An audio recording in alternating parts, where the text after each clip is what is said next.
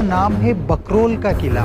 मेवाड़ का प्रवेश द्वार चित्तौड़ में टकराने से पहले इसी से टकराया करते थे। आज भी शहीदों के कंकाल निकलते हैं। महाराणा कुंभा द्वारा बनवाए गए 32 किलों में से एक इतिहास का ये एक ऐसा किला जिसे या तो इतिहास में कुछ स्थान नहीं मिला या मिला भी तो नाम मात्र का। इसका नाम है बकरोल का किला, जो आज भी ध्वस्त अवस्था में नजर आता है, लेकिन वर्तमान में धीरे धीरे ये हमीरगढ़ का किला हो गया है। इस किले को मेवाड़ का प्रवेश द्वार भी कहा जाता है, या यूं कहें कि चित्तौड़गढ़ किले का सिपह सिलेकार। जितने भी मुगलिया या विरोधी आक्रमक यहाँ पर आए, चित्तौड़ में टकराने से पहले इस किले से टकराया करते थे। दोस्तों, चित्तौड़ से इस किले की दूरी 40 किलोमीटर है। यहाँ पर आप देख सकते हैं कई सारे छोटे मोटे कक्ष बने हुए हैं, कई सारी सुरंगें हैं जिनमें कभी अंडरग्राउंड रास्ते हुआ करते थे।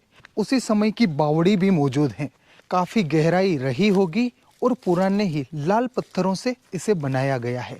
अगर आप सामने की ओर देखेंगे तो यहाँ पर हमें एक सुरंग प्रतीत होती है। और दोस्तों, ये एक छोटा सा किला है, चारों तरफ एक मोटी दीवार द्वारा घिरा हुआ है, और यहाँ पर जो भी सैनिक हुआ करते थे वो इसकी दीवार पर बाहरी परकोटे पर परिक्रमा लगाया करते थे।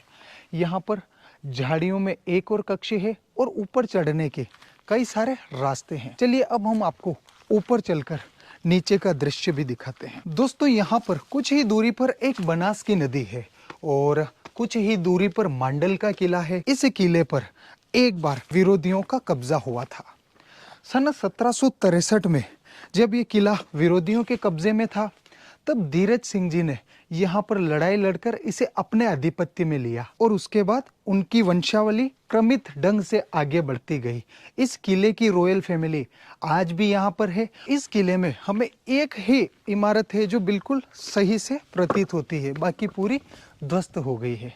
यहाँ पर आप देख सकते हैं कुछ इसका जीर्णोद्धार किया गया है। यहाँ पर जब भी खुदाई वगैरह होती हैं तो वहाँ पे जो पुराने युद्ध में मारे गए शहीदों के कंकाल निकलते हैं। तो अब मैं आपको वो जगह भी बता देता हूँ जहाँ पर चाहे चित्तौड़ से कोई सेना युद्ध के लिए निकलती थी तो इस किले के यहाँ पर पड़ाव होता था, चाहे चित्तौड़ की सेना कोई युद्ध जीत कर आती थी तो भी इस किले के यहाँ पर एक दिन अपना पड़ाव रखती थी। चलिए अब मैं आपको वो बस्ती भी दिखाता हूँ जो किसी ज़माने में पूरा मैदान हुआ करती थी, जहाँ पर सेना का पड़ाव रहा करता था। तो दोस्तों, सामने की ओर आप देख सकते हैं यहाँ पर पूरा आज भी मैदान है, और इस तरफ आज हमीरगढ़ नाम का एक शहर बसा हुआ है। यहाँ पर आज भी उसी दौर के बंदूक तीर वगैरह चलाने के सांचे बने हुए हैं। और सामने की ओर आपको ये पहाड़ी पर एक मंदिर दिखाई दे रहा होगा। काफ़ी प्राचीन मंदिर है और पुराने टाइम से ही यहाँ पर माता जी की स्थापना हो रखी है। यहाँ पर आप देखेंगे तो ये छोटा सा किला है, चारों ओर अरावली की पहाड़ियों से घिरा हुआ। यहाँ पर आप सामने की ओर देखेंगे तो इस तरफ चित्तौड़ का किला है।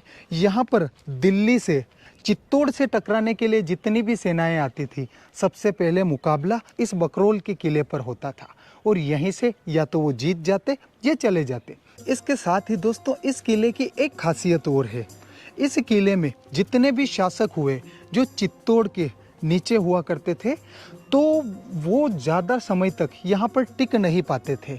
उनकी एक या दो पीढ़ी में ही ख़त्म हुआ करते थे, क्योंकि चित्तौड़ जितने आक्रमण झेलता था उसके दोगुने तिगुने आक्रमण ये किला सबसे पहले झेलता था, तो वहाँ के शासक ख़त्म हो जाया करते थे।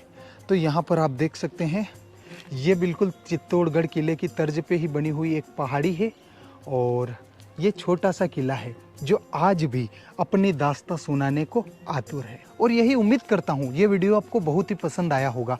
अधिक लोगों तक पहुँचाइएगा। बहुत बहुत धन्यवाद।